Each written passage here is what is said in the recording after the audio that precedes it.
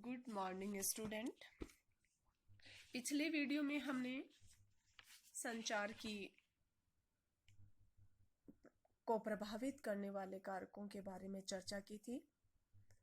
संचार की प्रक्रिया क्या है, संचार को एक मौलिक मॉडल के रूप में दिखाया था। आज इस वीडियो में संचार नेटवर्क के बारे में चर्चा कर रहे हैं। कम्युनिकेशन नेटवर्क क्या है? संचार नेटवर्क का अर्थ है किसी समूह के सदस्यों के बीच संचार माध्यम के अलग अलग तरीके। मनोवैज्ञानिकों ने समूह में विभिन्न तरह के संचार नेटवर्क और उनका समूह संतुष्टि, कार्यक्षमता तथा नेतृत्व प्रशिक्षण पर पड़ने वाले प्रभावों का अध्ययन किया है। संचार नेटवर्क का अध्ययन करने के लिए 4 तरह के संचार नेटवर्क बताए हैं। इस अध्ययन में 5 व्यक्तियों का समूह है और वे 4 तरह के संचार नेटवर्क हैं जो इस प्रकार से हैं।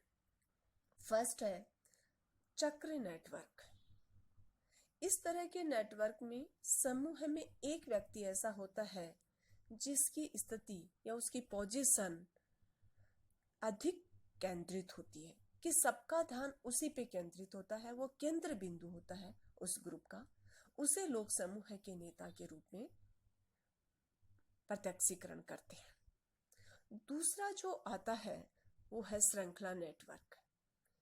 इस नेटवर्क में समूह का प्रत्येक सदस्य अपने निकटतम सदस्य के साथ कुछ संचार कर सकता है। इस तरह के नेटवर्क में सूचना ऊपरी तथा निचली किसी भी दिशा से प्रभावित हो सकती है। तीसरा नेटवर्क आता है वर्त नेटवर्क, सर्किल नेटवर्क। इस तरह के नेटवर्क में समूह का कोई सदस्य केंद्रित स्थिति में नहीं होता है तथा संचार सभी दिशाओं में प्रभावित होता है। और नेक्स्ट है वाई नेटवर्क।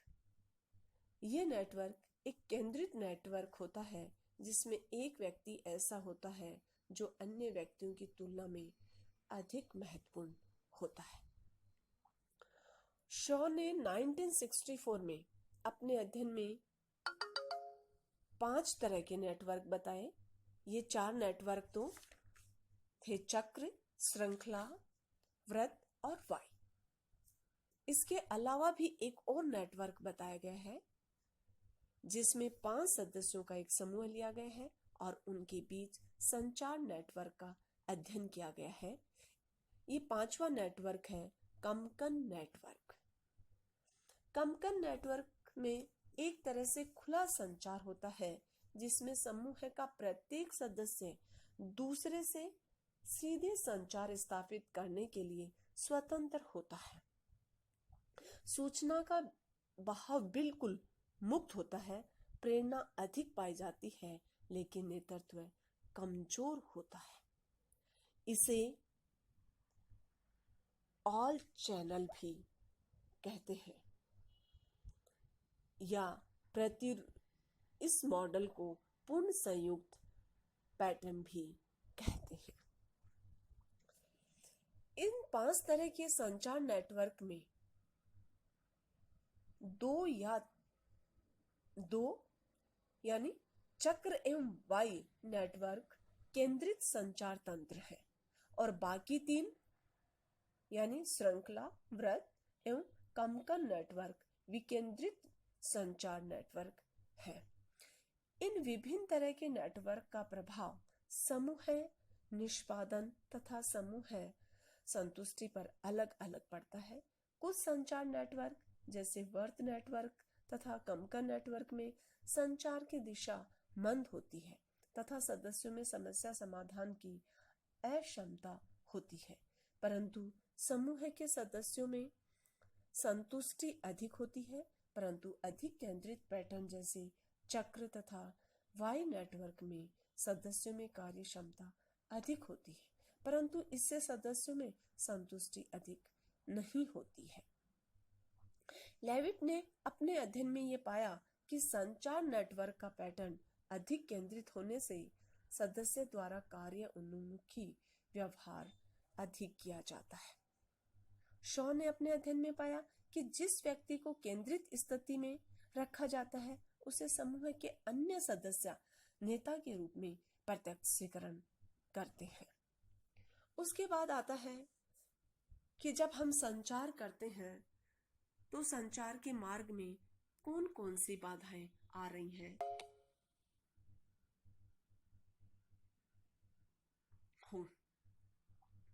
उनके द्वारा किया गया संचार अधिक से अधिक प्रभावशाली हो, लेकिन कभी कभी कुछ कारणों से या कारकों से संचार की प्रभावशीलता में कमी आ जाती है, क्योंकि इन कारकों की उपस्थिति से संचार के प्रवाह में बाधाएं उत्पन्न होती हैं। कुछ ऐसे ही कारक हैं जिनसे संचार स्मूथ फ्लो या संचार का स्मूथ फ्लो प्रभावित होता है। उनमें फर्स्ट है सूचना में अस्पष्टता, दूसरा है सूचना में अनजाने में उत्पन्न विकृतियां, तीसरा है सूचना ग्रहणकर्ता की क्षमता की सीमाएं, चौथा है भौतिक बाधाएं, पांचवा है संचार माध्यमों की गुणवत्ताहीन होना और छठा है व्यक्तिगत बाधाएं। पहला है सूचना में अस्पष्टता। संचार को प्रभावशीलता उस समय काफी कम हो जाती है जब संचारित सूचना में विभिन्न शब्दों तथा असाधारण व्यवहारों के प्रयोग से अस्पष्टता उत्पन्न हो जाती है। ऐसी परिस्थिति में संचारक का उद्देश्य कुछ खास तरह का संचार करना होता है, लेकिन इसका अर्थ सूचना प्राप्तिकर्ता द्वारा कुछ और ही लगाया जाता है।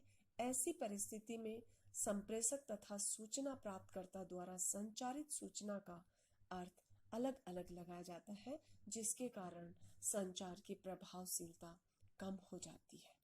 नेक्स्ट है सूचना में अनजाने में उत्पन्न विकृतियां। कभी कभी सूचना प्राप्तकर्ता द्वारा प्राप्त सूचनाओं को अपने विशेष पूर्वाग्रह, मनोवृत्ति तथा अभिप्रेरण के कारण ठीक उसी ढंग से व्याख्या करता है जिस ढंग से वह उसे चाहता है या पसंद करता है। ऐसी परिस्थिति में सूचना की व्याख्या वास्तविक एवं वस्तुनिष्ठ न होकर आत्मनिष्ठ हो जाती है। इससे सूचना की व्याख्या में अनजाने में कई तरह की विकृतियां उत्पन्न हो जाती है और सूचना का स्मूथ प्रवाह में बाधा हो जाती है। तीसरा आता है सूचना ग्रहणकर्ता की क्षमता की सीमाएं। संचार की प्रभावशीलता इसलिए भी कम हो जाती है क्योंकि सूचना ग्रहणकर्ता में पर्याप्त क्षमताएं नहीं हो। सूचना प्राप्तकर्ता के पास शब्दावली अपर्याप्त हो, वह कम बुद्धि का हो, उसमें स्वर्ण दोष हो तथा उसमें ध्यान जैसे गुण विराजमान हो। ऐसी स्थिति में प्राप्त सूचनाओं की उचित व्याख्या वह नहीं कर पाता है और वह कुछ और ही अर्थ उससे निकाल पाता है। इससे सूचना में अस्पष्टता उत्पन्न हो जाती है और संचार की प्रभावशीलता कम हो जाती है। नेक्स्ट है बौद्धिक बाधाएं। बौद्धिक बाधाओं से भी संचार की प्रभावशीलता में कमी आ जाती है। अनावश्यक आवाज, अत्यधिक दूरी, अत्यधिक दृष्टि आदि